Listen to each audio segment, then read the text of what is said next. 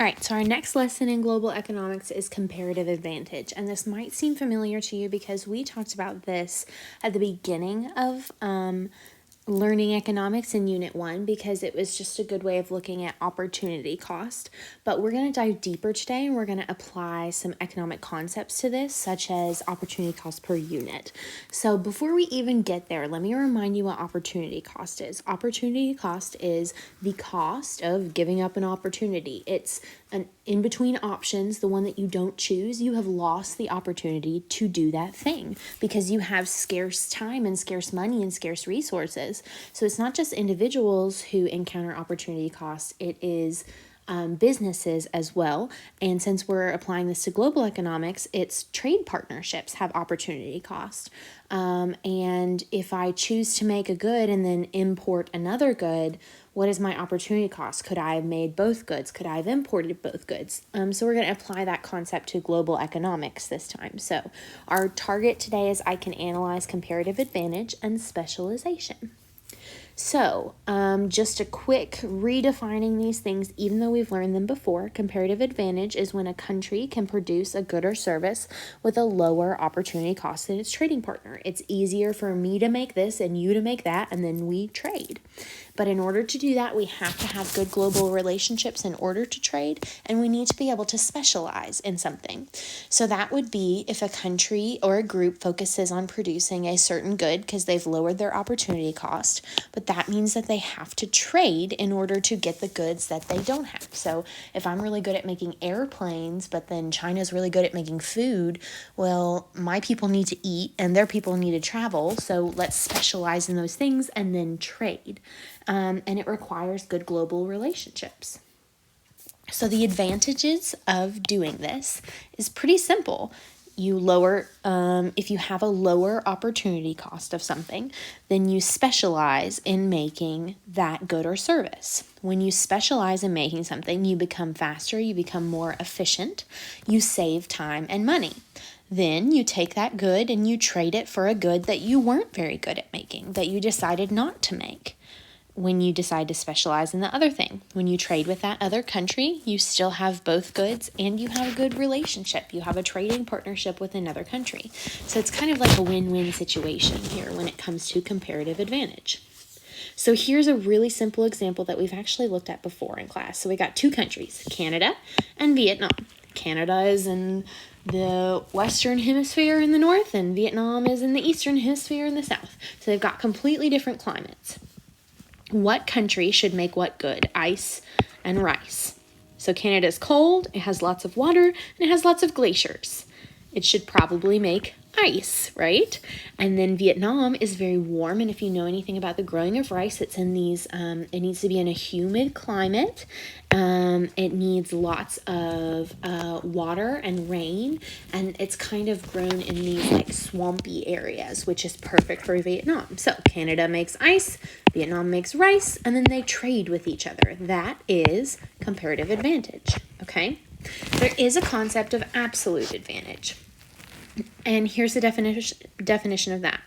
A country can either produce more of a good or use less resources to produce the same amount as another country. So let's say that one country, country A, can make 12 bottles of water, okay? And country B can make 8 bottles of water.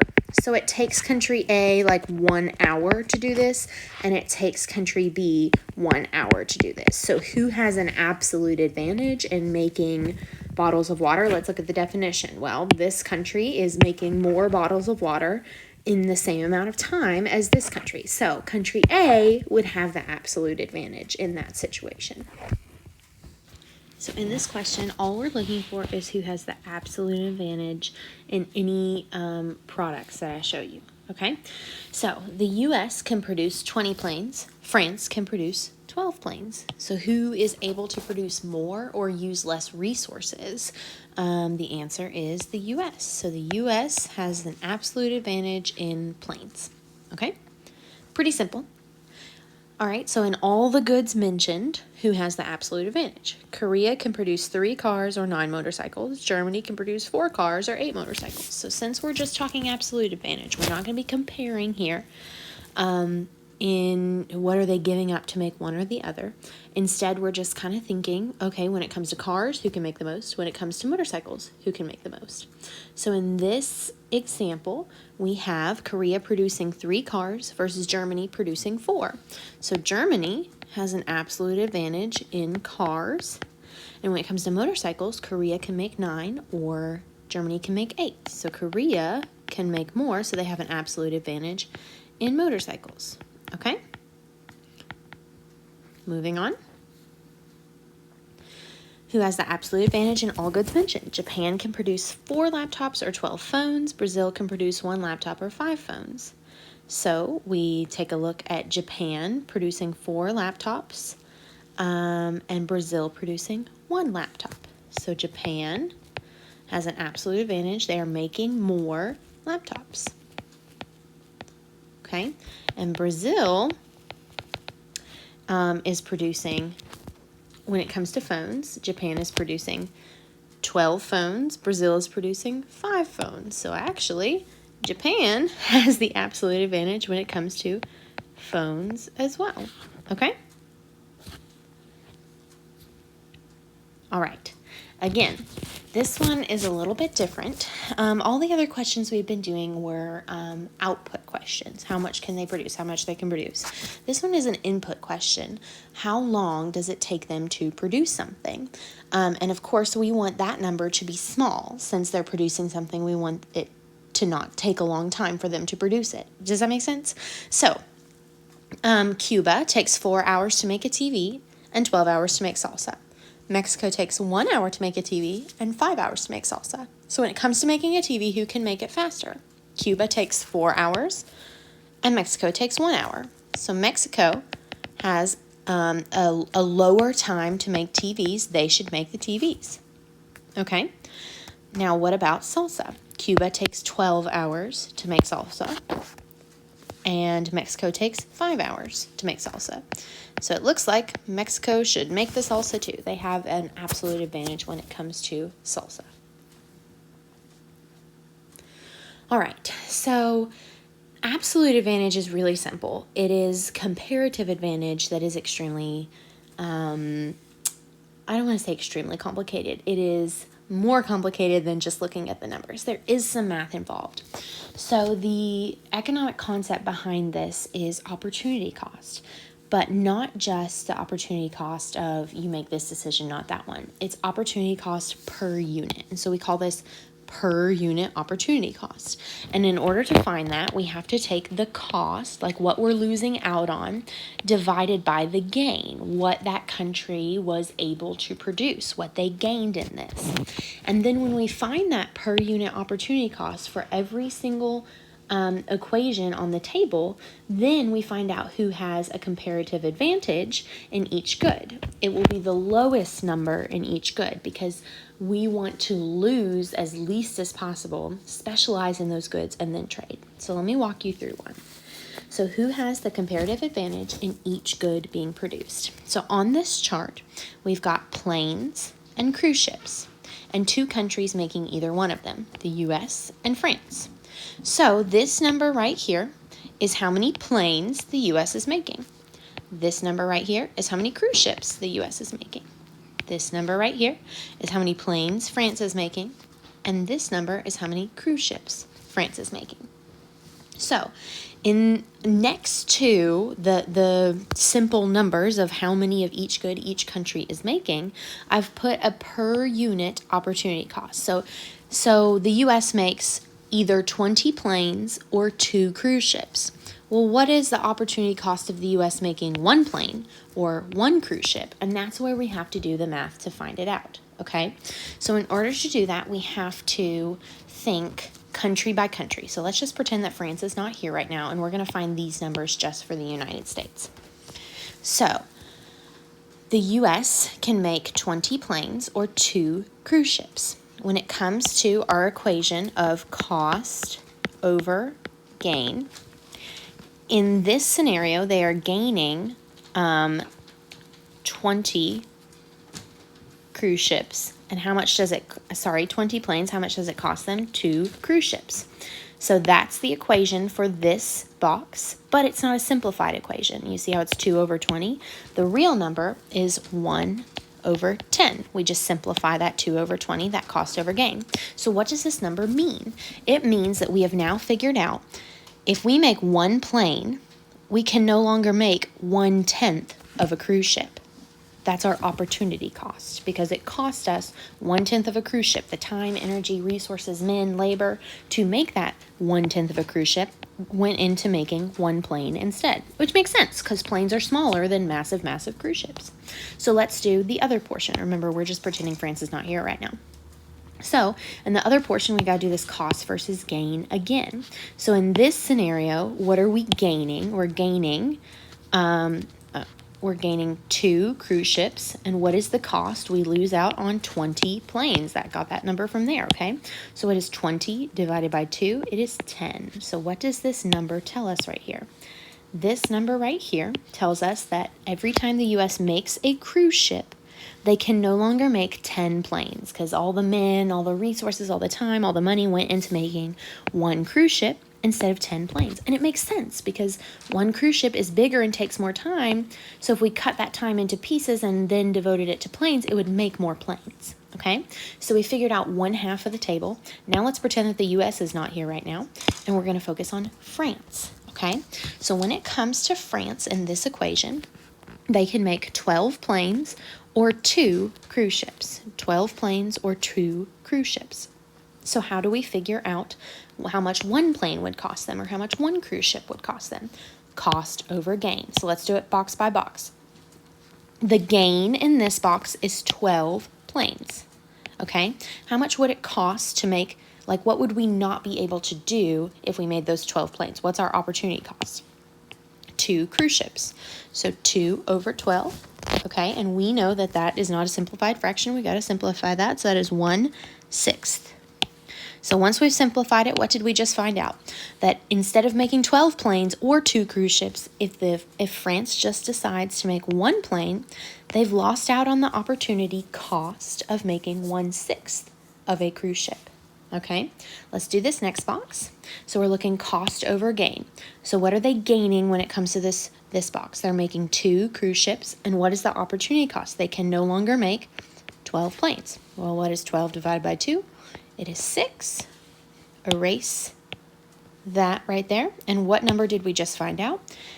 If France wants to make one cruise ship, it's going to cost them, they no longer have the time, energy, resources, or labor to make 6 planes. So in that sense, they can either make one cruise ship or 6 planes. And that makes sense because it would take more time, energy, and resources to make a cruise ship than it would 6 planes. So we know that we've done our math right. We know we've done the fractions right. So we're not done yet here. We have to figure out what country has the comparative advantage in each good. And remember, the comparative advantage is going to mean that they have a lower opportunity cost than the other country, meaning that that cost number over here is going to be small. So now that we've got our chart filled out, we need to be thinking who has the lowest opportunity cost, who has to give up less to make that good, and they should make that good and then trade for the other one. So let's look specifically at planes. Who is giving up less? The U.S. to make one plane, it costs them 1/10 of a cruise ship. And for France, to make one plane, it costs them 1/6 of a cruise ship. So which number is smaller? Which opportunity cost is less? It's the U.S.'s, okay? So the U.S. should make planes. Now let's look at cruise ships. So when it comes to opportunity cost, again, we're looking for the smaller number. So to make one cruise ship, it costs the U.S. 10 planes. To make one cruise ship, it costs France 6 planes. Okay, so we want the smaller number. We want to lose less. So France is going to make cruise ships. All right, let's do another one. So who has the comparative advantage in each good being produced? What goods are being produced in what countries? We've got Korea making cars and motorcycles and Germany making cars and motorcycles. In Korea, they can make 3 cars or 9 motorcycles, and in Germany, they can make 4 cars or 8 motorcycles. So it's our job to figure out how much each costs, and then the opportunity cost per unit, and then figure out what country should make each good. So let's dive in. So remember, in order to do this, we want to do our cost over gain equation. And when we're looking at that, we look at each box and what they're making. So let's just pretend that Germany's not here right now, and we're just going to look at Korea and what they're making. So Korea can either make 3 cars or 9 motorcycles. But we need to figure out the per unit opportunity cost. How much does 1 car cost? How much does 1 motorcycle cost? What can they not do if they choose to make that 1? So in order to do this, we need to do cost over gain. So in box 1 here, what is the gain? It is 3 cars that they're making. And what do they lose out on? 9 motorcycles. Okay? So if we look at that, 9 over 3 is 3. All right? So let's go to the next one here. When it comes to cost over gain for motorcycles, we have our gain on this one would be 9 motorcycles. Our cost is what we can't make. Our opportunity cost would be 3. 3 over 9 is 1/3. So let's just erase these extra numbers right here. And it looks like making 1 car costs 3 motorcycles. Making 1 motorcycle costs 1/3 of a car. Okay? Moving on. Let's look at Germany. So Germany can either make 4 cars or 8 motorcycles. Let's take a look at it. When they make those 4 cars, that's their gain. And what are they losing out on? What's their cost? 8 motorcycles. 8 divided by 4 is 2. All right, let's go over here and do this cost versus gain. Our gain in this box is 8 motorcycles, and our cost is 4 cars. 4 over 8 is 1/4.